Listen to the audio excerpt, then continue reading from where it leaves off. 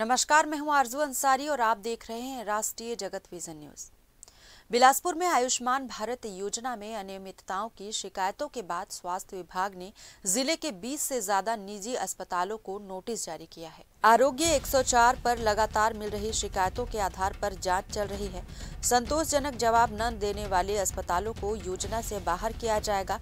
अब तक 7 अस्पतालों पर कार्रवाई हो चुकी है, जिन्हें 3 से 6 महीने के लिए आयुष्मान उपचार से निलंबित किया गया है। इसमें लाडीकर हॉस्पिटल, पेंडलवार हॉस्पिटल, शशि मेमोरियल, पूजा नर्सिंग होम, ओम श्री बालाजी, डॉक्टर मित्तल हॉस्पिटल और रेनबो हॉस्पिटल शामिल हैं। राज्य शासन के निर्देश पर हर जिले के आयुष्मान भारत की टीम जांच कर रही है।